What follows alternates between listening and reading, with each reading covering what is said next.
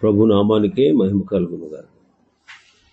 కూడి వచ్చిన మీ అందరికీ కర్మల ఆత్మీయ సహవాస సంఘ విశ్వాసులందరికీ మన ప్రభువును ఆయన ప్రియ కుమారుడునైన యేసుక్రీస్తు వారి శ్రేష్టమైన నామంలో శుభములు మరియు అందరికీ వందనాలండి. 143వ కీర్తన మనం ధ్యానం చేసుకుందాం. కీర్తన 143 దావీదు రాసిన మరొక కీర్తన ఇది. దీనిని పరిశీలించి చూస్తే ఇది అబ్షాలోము తిరుగుబాటు సమయంలో రాసినట్టుగా ఉంది.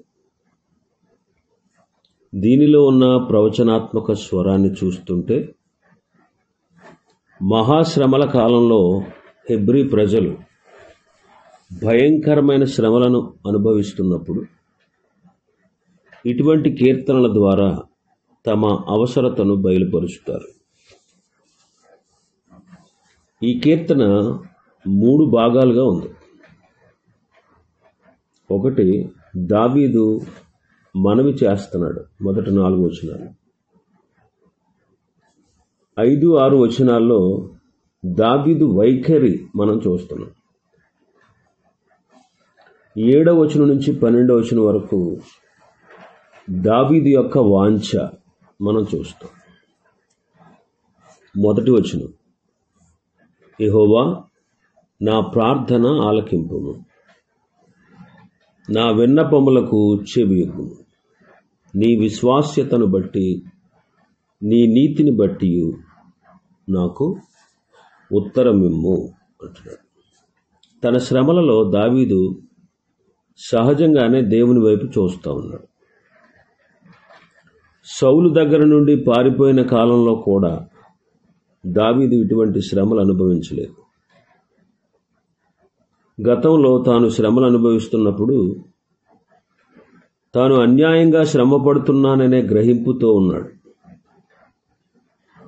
గొల్యాతును చంపిన తర్వాత దేశంలో చాలామందికి అతని మీద సానుభూతి ఉండేది. దేశంలోని యువత దృష్టిలో అతడు ఒక గొప్ప నాయకుడు. అయితే అబ్షాలోము తిరుగుబాటు పరిస్థితి వేరు. అబ్షాలోము దేశంలోని యువత యొక్క అభిమానాన్ని పొందాడు. దావీదు మనస్సాక్షి అతనిని బాధిస్తూనే ఉంది. ఎందుకంటే బత్షెబతో తాను చేసిన పాపం క్షమించబడిందని నాతాను చెప్పినప్పటికీ ఆ పాప ఫలితాలు మాత్రం వెంటాడుతూనే ఉన్నాయి. దేశంలో చాలామంది యొక్క సానుభూతిని అతడు కోల్పోయాడు. దేశంలోని యువత అతనికి వ్యతిరేకంగా ఉన్నారు. బెన్యామీను గోత్రికులైతే దావీదు మీద అసూయ, అయిష్టతతో మొగ్గుతూ ఉన్నారు. ఈ పరిస్థితుల్లో దేవుని దగ్గర తప్ప అతడు ఇంకెక్కడికి వెళ్ళలేడు. అందుకే ఆందోళనతో దేవునికి మనవి చేస్తా ఉన్నాడు. దేవుడు తన ప్రార్థన వింటాడా అనే సందేహం కూడా దావీదుకు ఉంది. ఎందుకంటే సౌలు ప్రార్థనను దేవుడు త్రోసివేసిన సందర్భం అతనికి తెలుసు. దేవుని మౌనం సౌలును పక్కదారులు పట్టేలా చేసింది.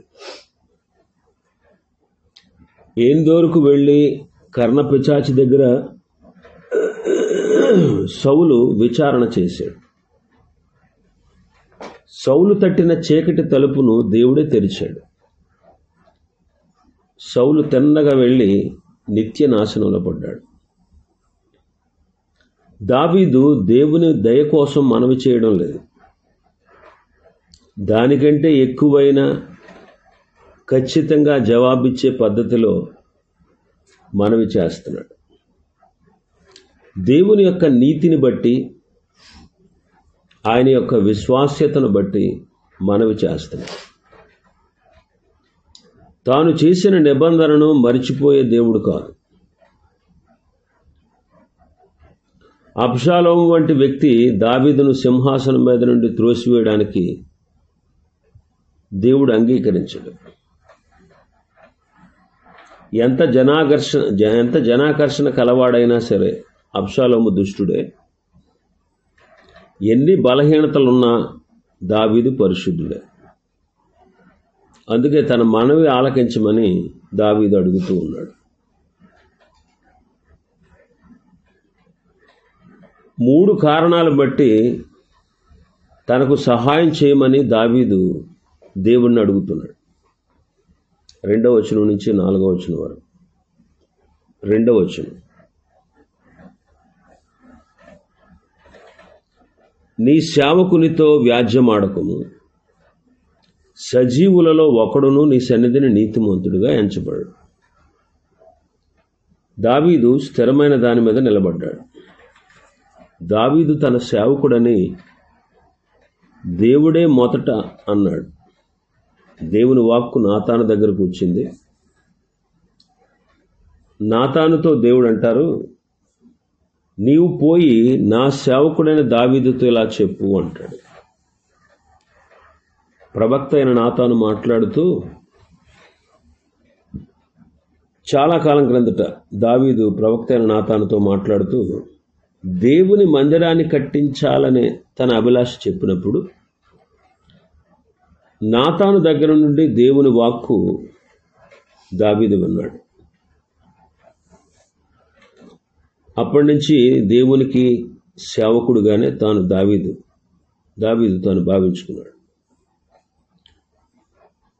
అందుకే ప్రార్థనలో సమూయేలు 2వ గ్రంథం 7వ అధ్యాయంలో చేసిన ప్రార్థనలో, యెహోవా ప్రభువా నీ దాసుడనైన నన్ను అని ప్రార్థన చేస్తాడు. ఆ ప్రార్థనలో దాసుడు అనే మాట దాదాపుగా 9 సార్లు పలికాడు.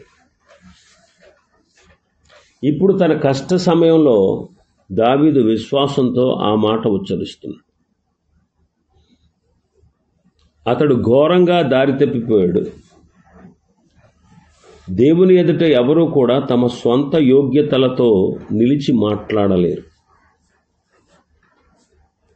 కాబట్టి మరొకసారి తన పాపాన్ని ఒప్పుకొని తనను త్రోసివేయవద్దని మనవి చేస్తా ఉన్నాడు. ఎందుకంటే మనిషి తన నీతి కార్యాలతో దేవునితో వ్యాజ్యమాడలేడు, ఒప్పించలేడు. 3వ వచనాన్ని మనం చూస్తే, శత్రువులు నన్ను తరుముచున్నారు, వారు నా ప్రాణమును నేల పడగొట్టుచున్నారు. చిరకాలము క్రిందట చనిపోయిన వారితో పాటు గాఢాంధకారములో నన్ను నివసింపజేయుచున్నారు. ఇప్పుడు దావీదు పరిస్థితి అలా ఉంది. శత్రువు దావీదు ఎంతో ప్రేమించినటువంటి తన కుమారుడే కావడం అది చాలా బాధాకరం. శత్రువు ఎవరో కాదు, తనెంతో బాగా ప్రేమించిన తన కుమారుడే. అబ్షాలోము తన తండ్రిని తరుముచున్నాడు, చంపాలని తీర్మానించుకున్నాడు. అబ్షాలోము మద్దతుదారులు దావీదును చచ్చిన వాని కింద లెక్క కట్టేశారు. దావీదు వారి దృష్టిలో ఎప్పుడో చచ్చిపోయాడు. పాతి పెట్టేశారు దావీదుని, మర్చిపోయారు కూడా. అతని సాహస కార్యాలు, అతని మంచి పనులు, అతని దాతృత్వం, అతని దయగల మనస్సు, ఇవన్నీ ప్రజలు మర్చిపోయారు. ఇది దావీదును మరింత కృంగదీస్తా ఉంది. అతని భద్రత ప్రశ్నార్థకంగా మారింది. 4వ వచనం చదివితే, కావున నా ఆత్మ నాలో కృంగి ఉన్నది, నాలో నా హృదయము విస్మయం ఉంది. ఇది ఎంతో భయంకరమైన అనుభవం. తను ఎంతో ప్రేమించిన కుమారుడే తనను చంపడానికి వెతుకుతున్నాడు. అతి సన్నిహిత మిత్రుడు తనకు విరోధి అయ్యాడు. అహీతోఫెలు దావీదుకు శత్రువుగా మారిపోయాడు. సన్నిహితుల చేత శత్రువుగా చూడబడుట ఎంతో బాధాకరమైన విషయం. ఇవన్నీ కలిసి దావీదు హృదయాన్ని కృంగజేశాయి. దావీదుకు ఇంకా దిక్కెవరూ లేరు, దేవుడు తప్ప. ఇప్పుడు దావీదు కన్నీళ్లతో తన ముఖాన్ని దేవుని వైపు త్రిప్పాడు. అతడు ఒంటరివాడు, నిస్సహాయుడు, కృంగినవాడు, భయపడుతూ ఉన్నవాడు, విడిచిపెట్టబడినవాడు.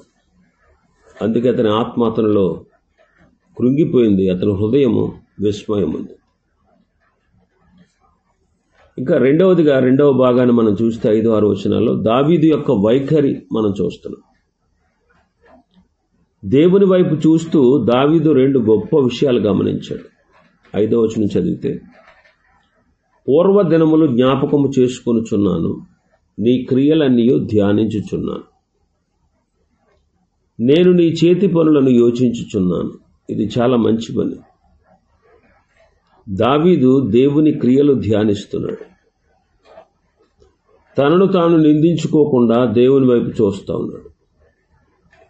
దేవుడు ఏం చేశాడో ఆలోచిస్తున్నాడు. ప్రస్తుతం ఉన్న కష్టాలను బట్టి కరిగిపోకుండా గతంలో దేవుడు చేసిన మేళ్లను తలంచుకుంటూ ఉన్నాడు.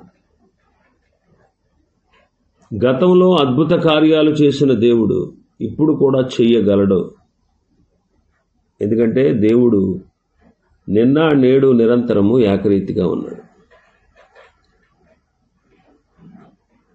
నీ చేతి పనులు యోచించుచున్నాను అన్నాడు. యోచించుట అనే మాటకు తనలో తాను మాట్లాడుకొనుట అనే అర్థం కూడా ఉంది.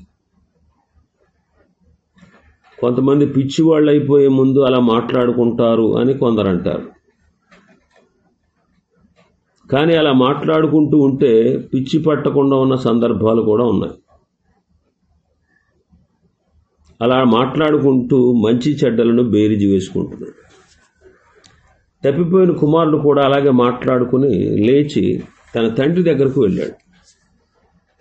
ఇక్కడ దావీదు దేవుని గురించి తనలో తాను మాట్లాడుకుంటున్నాడు. తన చిన్నతనంలో గొర్రెలు కాస్తున్నప్పుడు సింహము నుండి, ఎలుగుబంటి నుండి దేవుడు తనను ఎలా కాపాడాడో గుర్తు చేసుకున్నాడు.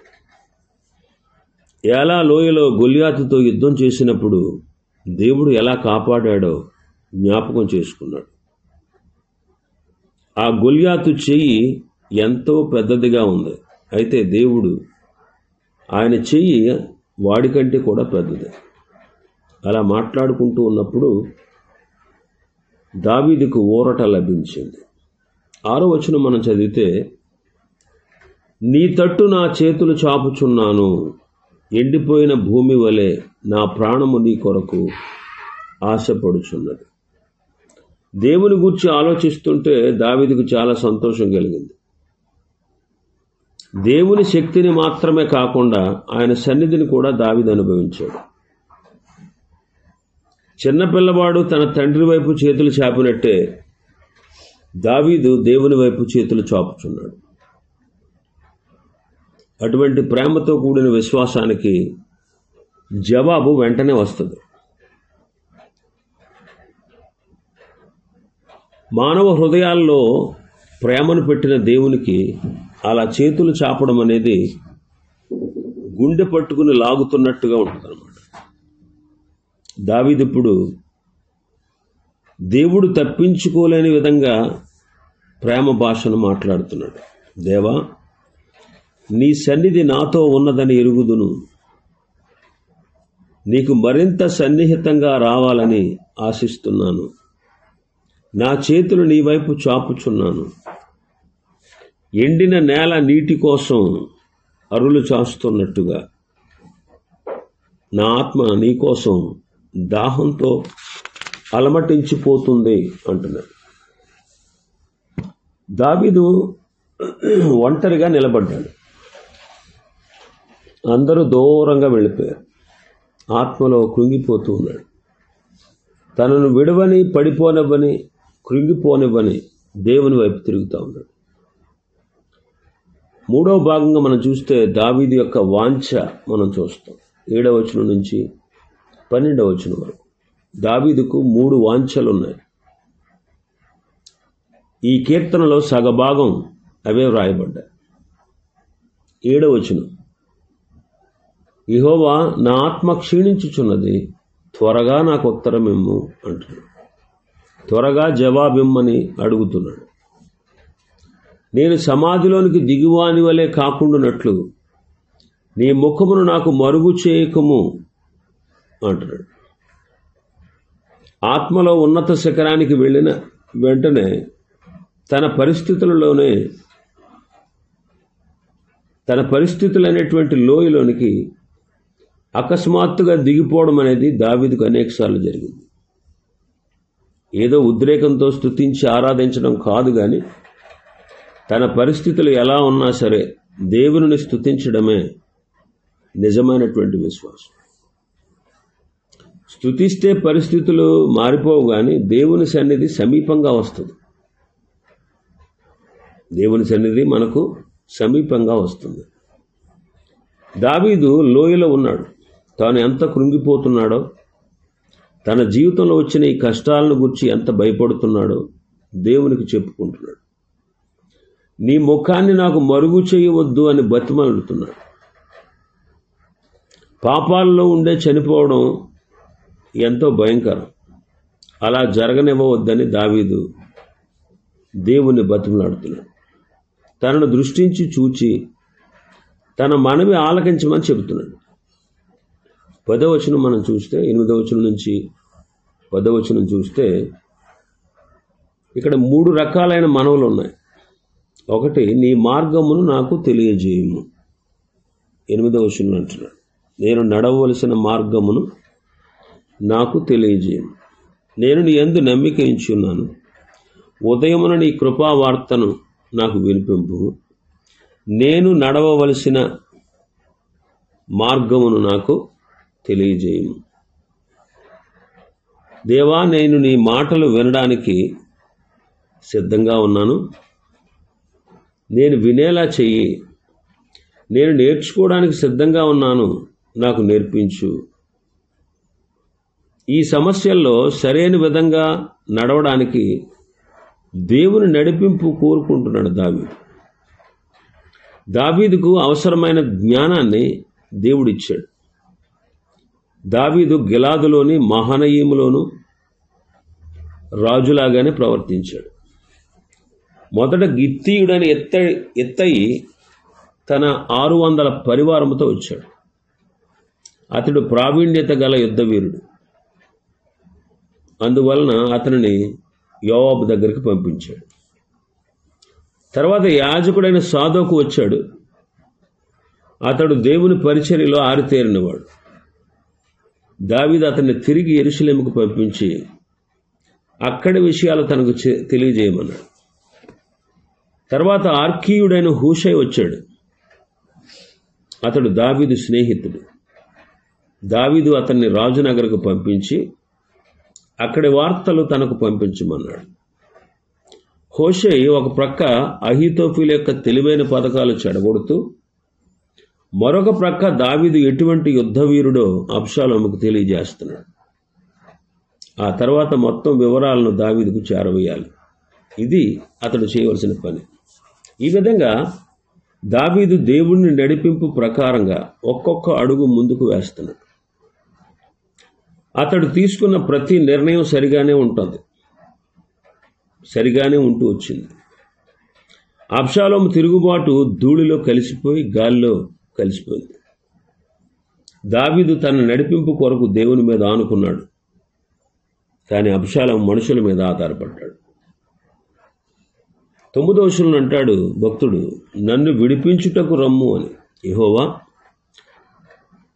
నేను నీ మరుగుజొచ్చి ఉన్నాను. నా శత్రువుల చేతిలో నుండి నన్ను విడిపింపు. తమ శత్రువుల నుండి దాక్కోవడానికి దావీదుకు దేవుని సన్నిధే సరైన స్థలం. గతంలో దావీదు అక్కడే దాక్కున్నాడు. అక్కడ తనకు ఆహ్వానం ఉంటుందని దావీదుకు నమ్మకం ఉంది. తరుముచున్న కుక్కను తప్పించుకోవడానికి ఒక చిన్న బిడ్డ తండ్రి దగ్గరకు పరిగెత్తినట్టు, ప్రమాదం వస్తున్నప్పుడు కోడిపిల్ల తన తల్లి రెక్కల క్రింద దాక్కున్నట్లు, తుఫాను నుండి తప్పించుకోవడానికి ఒక వ్యక్తి బండ సందుల్లో దూరినట్టు దావీదు దేవుని దగ్గరకు పరిగెత్తాడు. 10వ వచనం చూస్తే, నీ చిత్తము తెలియచేయము అంటున్నాడు. నీవే నా దేవుడు, నీ చిత్తానుసారంగా ప్రవర్తించుటకు నాకు నేర్పుము. దయగల నీ ఆత్మ సమభూమి గల ప్రదేశమందు నన్ను నడిపించునుగాక.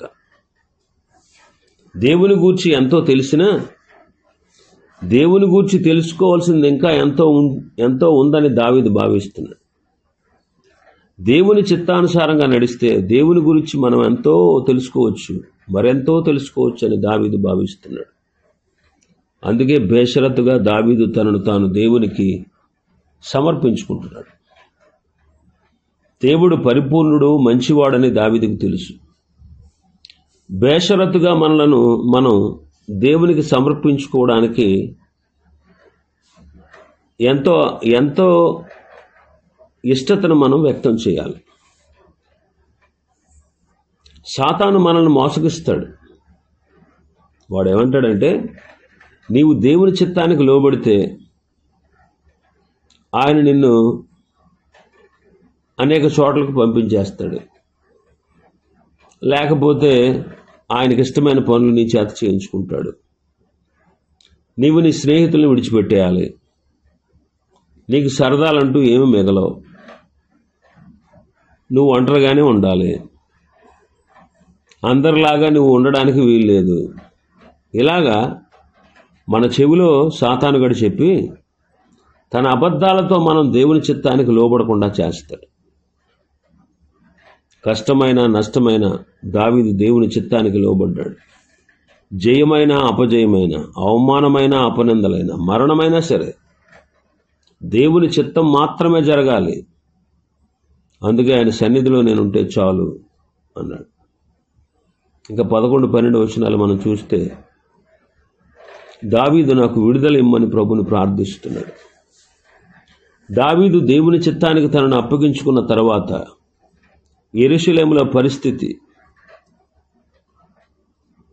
అది అర్థమై ఈ పరిస్థితుల్లో తాను చనిపోవడం దేవుని చిత్తం కాదు అనే విషయాన్ని దావీదు తెలుసుకున్నాడు. అందుకే 11వ వచనంలో అంటాడు, దేవా నన్ను బ్రతికించు అంటాడు. యెహోవా నీ నామమును బట్టి నన్ను బ్రతికింపుము, నీ నీతిని బట్టి నా ప్రాణమును శ్రమలో నుండి తప్పించుము. అహీతోఫెలు సలహా మేరకు దావీదుని ఎలాగైనా సరే చంపేయాలని అబ్షాలోము తీర్మానించుకున్నాడని దావీదు వేగుల వారి ద్వారా తెలుసుకున్నాడు. అందుకే నన్ను బ్రతికించుము అని ప్రార్థన చేస్తున్నాడు. తన పని ఇంకా పూర్తి కాలేదు. దేవుని మందిరం కట్టడానికి స్థలం ఇంకా సిద్ధపరచబడలేదు. తన తర్వాత రాజ్యాన్ని ఏలడానికి దేవుడు ఏర్పరచుకున్న వారసునికి అధికారం బదలాయించడానికి ఏర్పాట్లు చేయలేదు. అందుకే నీ నామమును బట్టి అంటున్నాడు. ప్రార్థనలో ఎంతకంటే మంచి వాదన లేనే లేదు. దేవుడు తన నామాన్ని ఎప్పుడూ గణపరుస్తాడు. దుష్టుడైన అబ్షాలోము చేతిలో తను చనిపోవడం దేవుని నామానికి ఘనత ఎలా వస్తుందో దావీదుకు అర్థం కాలేదు. అందుకే చావకుండా బ్రతికించేవాడు నన్ను బ్రతికిస్తాడనేటువంటి నిరీక్షణ దావీదుకు వచ్చేసింది. తను చనిపోవడం కాదు దేవుని చిత్తం, తను బ్రతకాలనేది దేవుని చిత్తం అనే విషయాన్ని దావీదు గ్రహించాడు. ఇంకా 12వ వచనంలో మనం చూస్తే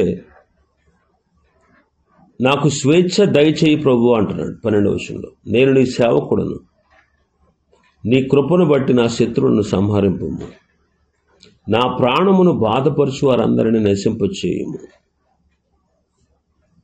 ఇక్కడ దావీదు దేవుని నిబంధనను మరలా ప్రస్తావిస్తున్నాడు. శత్రువులను సంహరించడానికి దావీదు దేవుని కృప కొరకు మనవి చేస్తున్నాడు. అందుకే ఇశ్రాయేలుల మేలు కొరకే అబ్షాలోము ఓడిపోయాడు. దావీదు మీద దయచొప్పున అబ్షాలోమును లేకుండా దేవుడు చేశాడు. అహీతోఫెలు ఉరివేసుకునేలాగా చేశాడు. కాబట్టి దేవుని ఎంతో ప్రేమించి తన ప్రజలకు మేలు చేసేటువంటి దావీదు జయాన్ని పొందడానికి కారణం దేవుని కృప. దుష్టులు నాశనం అవ్వడానికి కూడా దేవుని కృపే కారణం. మనం కూడా కఠినమైన పరిస్థితుల్లో ప్రార్థించాలి. అలా చేయడానికి, విడుదల ఇవ్వడానికి దేవుడు తన కృపను మన పట్ల చూపించునుగాక. ఆమేన్. ఇవి ఈ అధ్యాయంలో ఉన్నటువంటి విషయాలు. ప్రభు చిత్తమైతే మరొక అధ్యాయాన్ని రేపటి దినం మనం ప్రారంభించుకుందాం. దేవుడి వర్తమాన వాక్యాన్ని మన వినికిడిలో ఆశీర్వదించునుగాక. ఆమేన్.